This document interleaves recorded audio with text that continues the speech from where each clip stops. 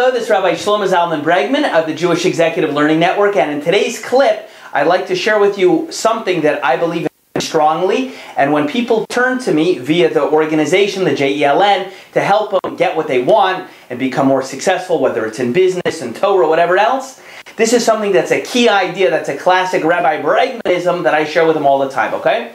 And here's how I relate to it in my mind, for myself, and this is how I give it over to other people. You have to have a story for your life, because you already have a story for your life, but the story you have for your life has to be a very empowering one. Let me explain what I mean.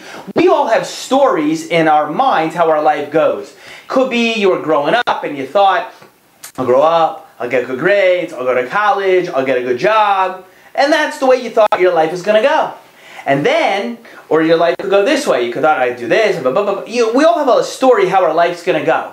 Number one, you have to know that story is very important, because the extent to which what's really going on in your life matches with that, when your life matches with that story, you're happy. When your life, the reality, exceeds that, you're ultra happy. But when the story of your life doesn't match that, then you get depressed, then you get sad. For example, a person might think, hey, I'm a great young lady, I'm a great guy, I'm going to start dating, I'm going to start the shidduchim process, I'll be out there, I'll do my thing.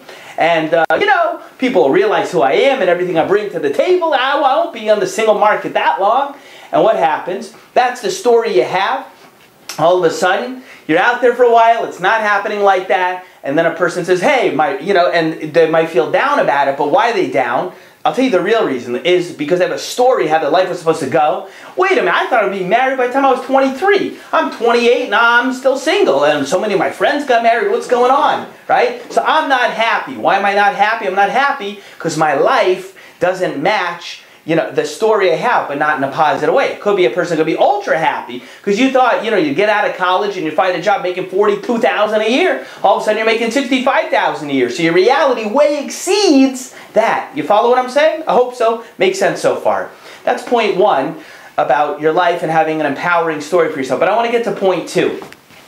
Your reality in life will rarely exceed the story and the template and vision you have for yourself. In other words, if you don't believe something is possible for you, I bet you it's not going to happen. Okay? Whatever you think is possible may or may not happen, but I've rarely seen it in life, in business and in Torah, in anything in life, something that you don't think is possible for you, you think it's impossible for you, happens. You may get close to what you want, you think is possible, or you may hit it, but if you don't believe something is possible, I bet you it's not going to happen for you. Why is this important? Because some people have very low ceilings as to what they believe is possible. So people ask me, I want to get this, I want to accomplish that, I want to make this happen. So one of the first things I try to do with a person is to basically figure out what is the story of their life and what do they think is possible. And I want to tell you a classic Rabbi Bregmanism, and I don't know if other people say it, but I say it all the time. If you know me and we do life, business, Torah stuff together, you hear this a lot. And that is, a lot of people say in life, you know what? I'll believe it when I see it. Okay? If I say, you know what, you can make 6 figures. You could be a big Talmud Chacham. You could be a big Torah scholar. A lot of things could happen for you. Say, yeah, I'll believe it when I see it. And you know what I say? It's the opposite. And here's the main idea. And that is, it's not you're going to believe it when you see it. No, the opposite. You're going to see it, meaning it's going to happen for you in life, when you believe it. You're going to see it when you believe it. When you believe it's possible, when you think it's something that could happen for you, you're going to act, when you already believe it, that's when you're going to have a chance to see it. So I've seen for myself, anything that I was able to accomplish in life, in all the different spheres of life, it only first happened after I believed it was possible. There's a lot of reasons for that. One is, in my opinion, when you don't think something is possible and you're just going through the motions, you don't even turn on the juice, the spiritual and mental juice that you need to get done what you want. Let's say I'm going to a fundraising meeting to raise tzedakah money for the Jewish Executive Learning Network. Go to jeln.org. You can donate right now, while I'm here. But let's keep going, because that was my point. So I'm going to a fundraising meeting, and I know this guy could write a $10,000 check right now to help me spread Torah in the world, just as easily as most people could give a nickel and they won't even miss it. The guy could give 10,000, okay? Now, I know he has the yichaylis, he's got the ability. But if I think this guy ain't giving me nothing. He's not giving me a thing. He's not going to do it. I mean, I have to go and I have to fundraise because that's what I'm supposed to do. This guy's not giving me anything. If that's what you believe, it's not going to happen. Okay? So if you want, you could go there and smile and try to build rapport, but I guarantee you, when it comes time to ask, he's not even giving you that nickel that you could give, okay? He's not giving you a thing.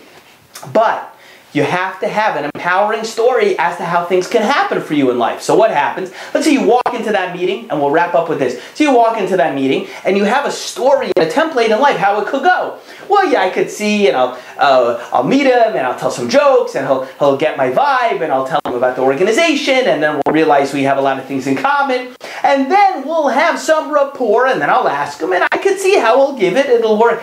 If you at least have a story in your mind, you could see how it would work, right? You already believe it, that it's possible. I bet you're going to see it. You'll see that check. It'll happen. But you have to get your beliefs right. You have to think correctly in order to make it happen. One of the nicest things one of my Talmidim, one of my disciples, ever said to me, he said, Rabbi Bregman, when I look back at all the things I've seen you've been able to do in the last couple of years, and it made me blush and kind of get emotional, but I'm tan, so I don't blush too much. But he said to me, I look back and I see that he said that you outfought them and you outthought them. Meaning that I outfought, meaning I'm willing to do more to accomplish what I want. He thought than just about anybody else, but that's not the point. He said you outthought them, meaning that you got to up your level of thinking in life if you want to accomplish what you want. You have to up your level of thinking and get your head right. Because until your head is right, it's not going to matter the actions you take, because it's not going to happen for you. So anyway, all of this goes to the core of trying to build an empowering story for your life and making sure your beliefs are correct. Much more to say. We'll save it for another clip. This is Rabbi Shlomo Zalman Bregman, the Jewish Executive Learning Network. I hope you like today's clip. Subscribe to our YouTube channel, and I will see you the next time. Thanks.